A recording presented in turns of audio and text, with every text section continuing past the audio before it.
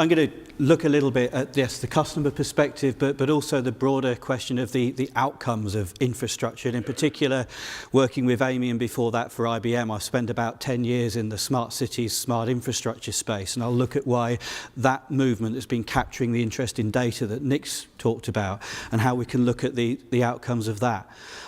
The idea of smart cities has been around 20 years this year, believe it or not. That's way longer than any other technology trend that I've known in my career. And figures like this are why there's been that sustained interest. So this is just comparing a traditional business model in the accommodation industry, the Hilton hotel chain, with Airbnb.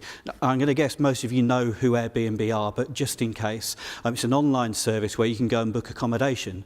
But instead of booking accommodation in hotel rooms, you're booking a spare room in someone's house, you're booking an unused apartment. It's a peer-to-peer business model. Just look how quickly that business has grown. Since 2008, when it was founded, it's got to the point where it's offering more hotel rooms than the Hilton hotel chain in more than double the number of countries, using a fraction of the number of employees. And it's now got a market capitalization, if you use the last investment round as a measure, of roughly equivalent to Hilton. Uber have done exactly the same thing in the car market. These are astonishingly successful business models. But we have to look at the externalities. Ask yourself a simple question. If 200 people arrive in London for a conference, booked into Hilton hotels, and they take shuttle buses to get there, how does the impact of that on the transport infrastructure and public space compare to 200 people arriving in London and disappearing off in their own Ubers to flat some accommodation they've booked around the city? Dramatically different, and no one is really researching the detailed impact of this at the moment. It's a similar effect to the last mile challenge of deliveries, where we now expect the majority of growth in demand for transport to come from white vans doing deliveries. But that's just the most obvious outcome. This is a graph from a book called The Second Machine Age, written by two economists at MIT, charting the impact of the digital economy on society as a whole. And this graph shows the relationship between GDP and median household income in the US from about 1950 to the present day. So what you notice is as GDP rises, as the US economy grows, households get better off until about 1980. And from that point, whilst the economy has continued to grow, median household income has remained about flat. That's all to do with the way that business models are distributing the benefits of economic growth in different ways.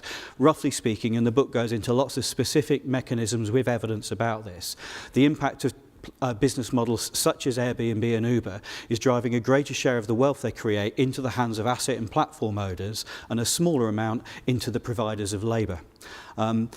There's lots of other research on this topic, lots of argument about it, but I think the themes are big enough that we have to sit up and say what's happening here. And of course, the last time we used a new form of infrastructure to rebuild cities, all of these effects happened again.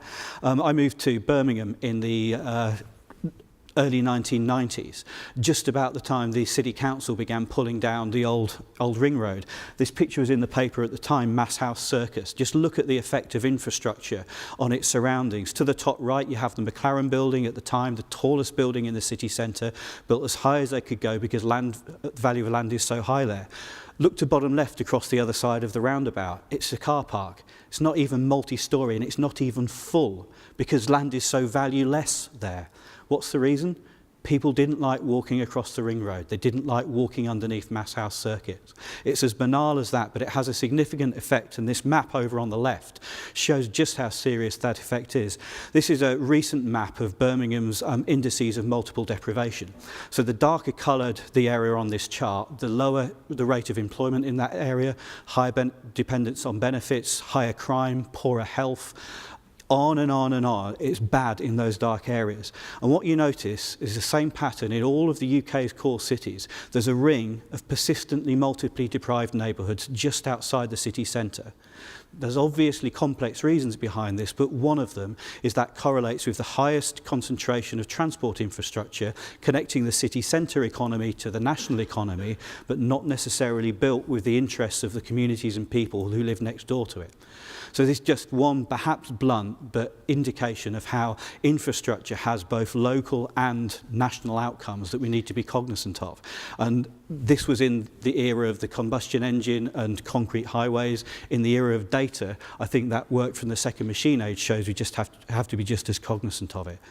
So how can we get this right? Well, I've observed 4 patterns for how we can get this right in the 10 years or so I've been working in this space.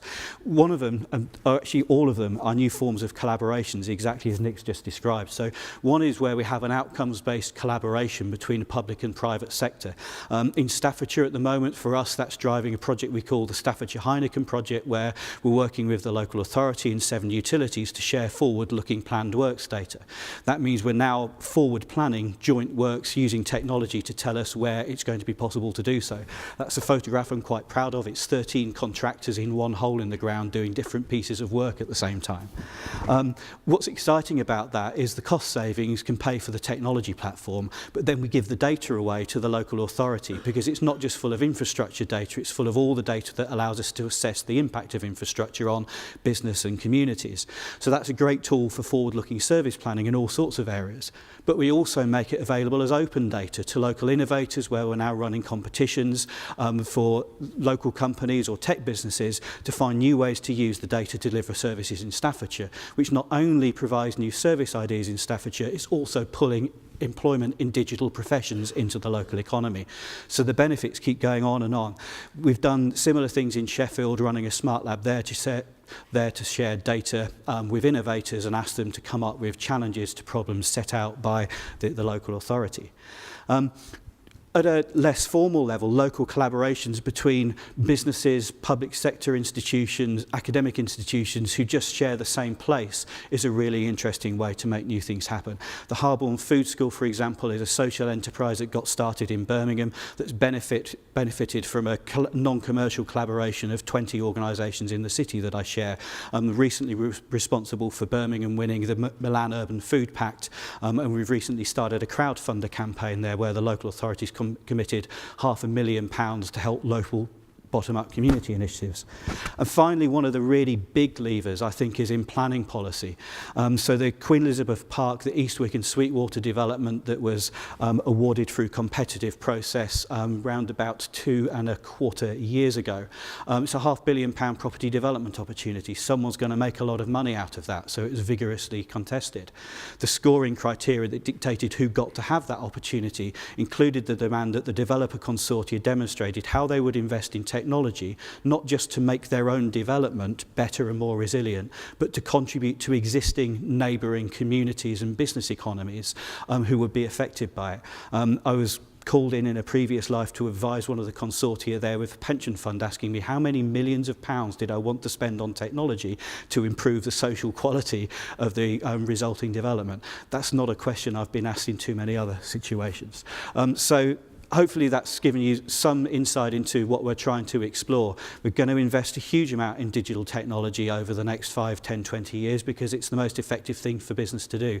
The important part for me is how do we partner together so that the broad outcomes of that investment are what we would want for society. Thank you.